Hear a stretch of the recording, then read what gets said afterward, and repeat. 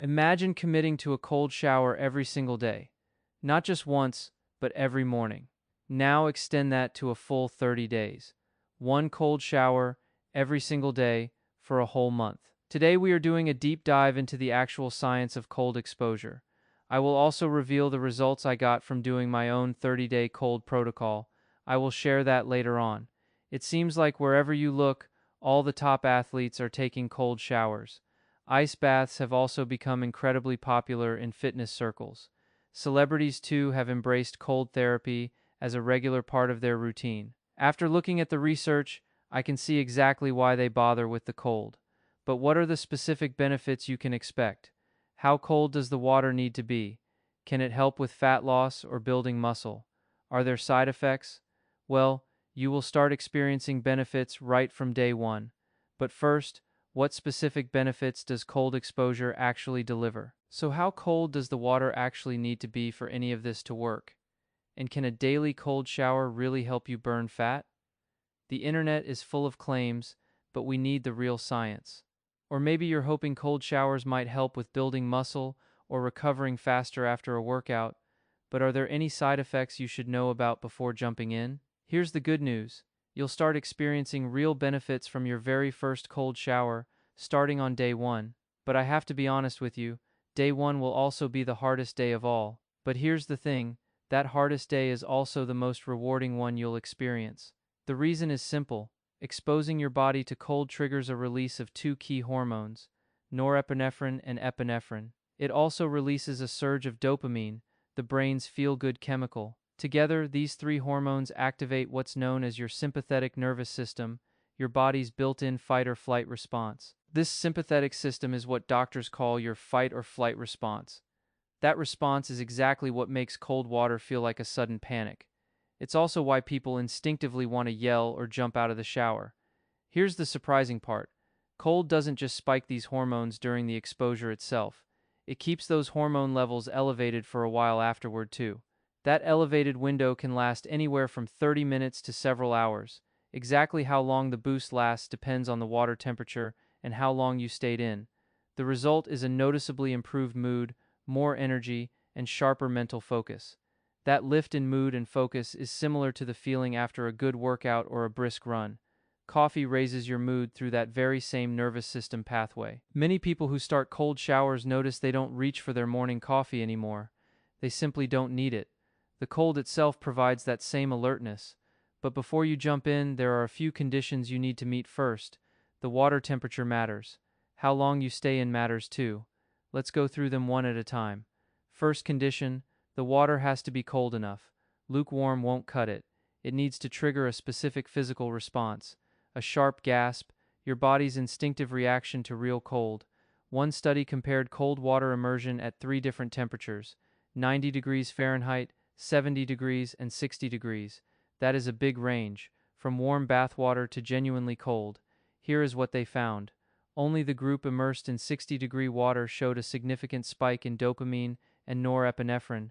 Those are the hormones that lift your mood and sharpen your focus. The warmer groups at 90 and 70 degrees, they showed no significant hormone change at all.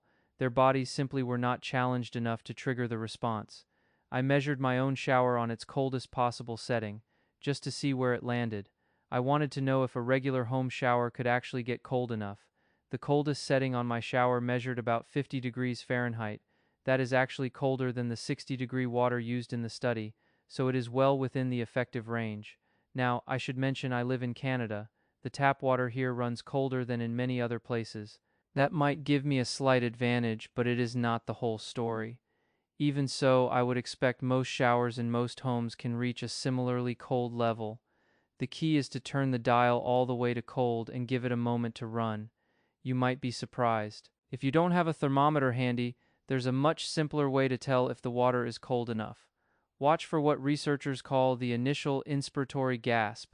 That gasp is that deep, involuntary breath your body takes the moment the cold hits your skin. It's an ancient reflex, your nervous system's way of saying, something changed, pay attention. But temperature alone isn't enough. There's a second condition. You also need to stay in the cold long enough for those hormone levels to actually rise. The temperature study I mentioned earlier, the one that found a clear dopamine and norepinephrine boost, kept its subjects sitting in cold water for a full hour. That's a long time. Now, I don't know about you, but I'm not planning on taking hour-long cold showers every single day. That's not realistic for most of us. But here's the good news, is I found several other studies showing real, measurable benefit from exposures as short as 20 seconds, so you don't need an hour. I should note, though, that most of those shorter studies used full ice bath immersion, not just a shower. The body was completely submerged, not just under a stream of water. But don't let that discourage you. Even a 30-second cold shower likely still does something meaningful. Your body doesn't need to hit a research-grade threshold to feel a real benefit. Even if the hormone spike isn't large enough to be statistically significant by research standards, you will very likely still feel a noticeable lift in your mood. I'd love to hear your experience. Drop a comment below and let me know if you also notice that mood lift after a cold shower. For many people, it's one of the first things they feel. But to keep feeling that mood lift day after day, there is one more thing you need to understand. It is called attenuation. Your body is incredibly smart. It adapts to repeated cold exposure over time. As your body adapts, that big hormonal rush, the norepinephrine, epinephrine, dopamine, starts to fade with the same temperature and duration. Once you notice that fade, you have a simple option: make the water colder. Just a few degrees can reset the response. Or you can simply stay under the cold water a little longer. Even an extra 20 or 30 seconds can make a difference. Either change, colder water or a longer shower, reawakens that fading mood and energy benefit, keeping the routine effective over the long haul. Now, let us shift the discussion from mood to another popular claim. Does cold exposure actually help with fat loss? The common theory goes like this: when you expose your body to cold, your metabolism speeds up because your body has to work harder to stay warm. The idea is that your body burns extra calories just trying to reheat itself after you step out of the cold water. And that extra calorie burn, the theory goes, should accelerate fat loss over time, especially around the belly. But does the science really support this idea? Let's look at what the actual research says about cold exposure and fat loss. It is true that cold exposure genuinely does raise your body's metabolic rate. Your body has to work harder to maintain its core temperature in the cold. Most research puts that metabolic increase at around 15%. That is a measurable bump, but not a dramatic one for most people. However, a 2021 study introduced a far larger effect. It found that cold water immersion could increase calorie burning by up to 50% in well-trained athletes. That study found up to a 50% metabolic increase. That is a huge jump, but there are important details you need to know. The athletes in that study were well-trained, not average untrained people. Their bodies were already adapted to high levels of physical stress. Their baseline daily calorie burn was estimated around 2,000 calories. That is a typical starting point for many moderately active people. With cold exposure, that estimate jumped to about 3,000 calories per day. That is a 1,000 calorie increase from the cold alone. To put that in perspective, 1 pound of body fat equals roughly 3,500 calories. That is the standard conversion used in nutrition science. In theory, at that rate, the athletes could burn off a pound of fat every 3 days. But that is only in theory, and only under those specific conditions. But before you start pricing plane tickets to Antarctica, there are 2 catches you need to know about. First, those subjects in the study sat immersed in cold water for over 3 hours. For comparison, the average shower people take only lasts about 8 minutes. So the actual time you spend under cold water is only a tiny fraction of that 3-hour study. The second catch is that researchers measured metabolism only while subjects were sitting in the cold water. They then used that number to estimate how many calories the body would burn over a full 24-hour period. That estimate assumes your metabolism keeps burning calories at the elevated rate for the rest of the day, but that's very unlikely to happen. Your metabolism doesn't stay that high once you warm back up, so even with the most optimistic number crunching, the effect on fat loss likely wouldn't be meaningful. Unless you literally sat in cold water all day, every day, it's just not going to drive fat loss. But just this year, a new study came out that even surprised me. It threw a curveball at everything I just told you about cold exposure and fat loss. The researchers asked a group of subjects to follow a simple weekly cold shower protocol. Nothing extreme, just a regular routine you could do at home. In addition to the showers, they also did 1 2-minute cold water immersion up to their neck each week, just 2 minutes, fully submerged. After each cold exposure, they let their bodies warm up naturally for 10 minutes. No hot shower, no heater, just their own internal furnace. Here's the crucial detail: they ended each session still cold. No switching to warm water afterward. They stayed in that chilly state until their body warmed up on its own. After 8 weeks of this routine, something remarkable happened.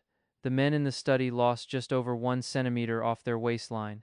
Even more striking, they saw a significant reduction in visceral belly fat. That's the deep, dangerous fat that wraps around your internal organs. Visceral fat is different from the fat you can pinch under your skin.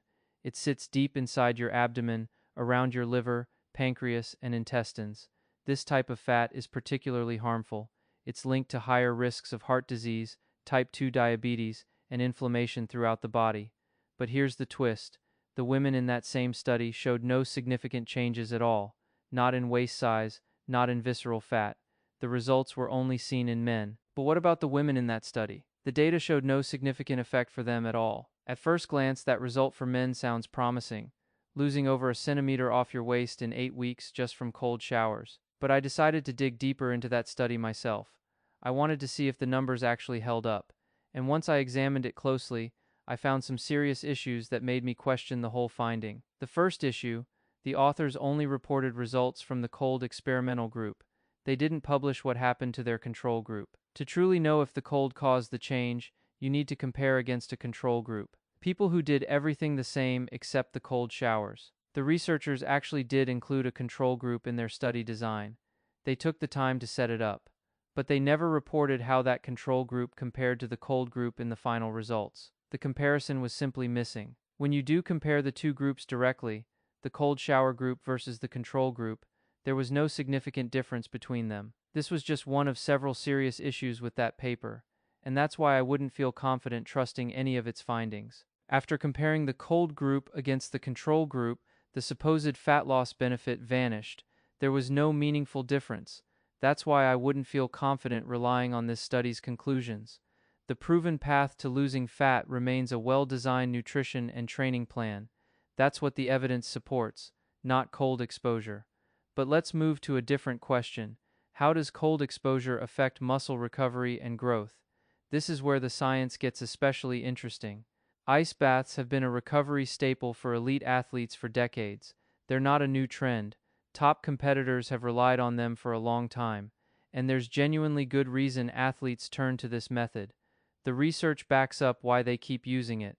Multiple studies show that ice baths reduce muscle soreness after a hard training session. That's a real, measurable benefit. They also reduce post-exercise fatigue, so after a tough workout, you feel less drained. And they reduce post-exercise inflammation as well. That's a key part of why they help you feel better faster.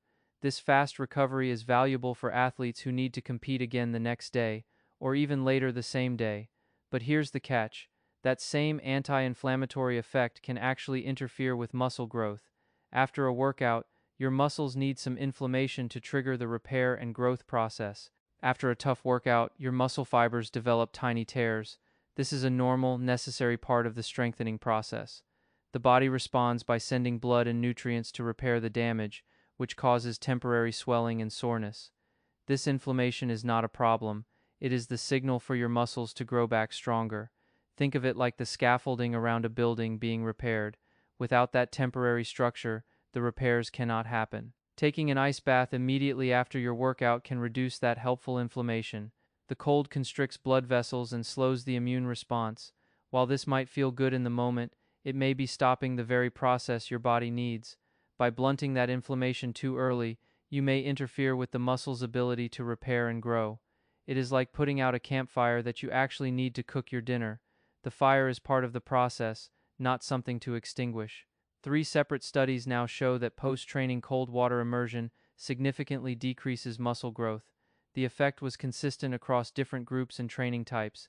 This is not a small or debatable finding. It is a clear signal. So the advice is clear: avoid ice baths immediately after any workout. Do not jump into cold water right after you finish lifting or running. Give your body the time it needs to start the repair process on its own. A better option is to take your ice bath before you exercise. The cold exposure can still provide mental focus and recovery benefits without interfering with the muscle building process that happens after. If you prefer the cold after training, wait at least 4 to 6 hours. This gives your muscles enough time to start the natural inflammatory response. The cold can then still help with soreness without blocking the growth signal. Or simply save your cold exposure for a completely separate day. A rest day is perfect for an ice bath. It helps with recovery from earlier sessions and builds mental resilience without any risk to your gains.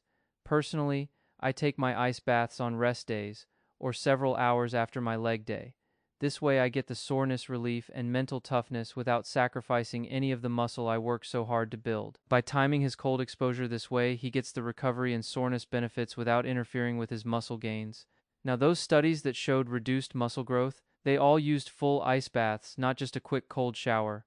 In those studies, the subjects stayed immersed in the cold water for 10 to 20 minutes at a time, a pretty intense protocol.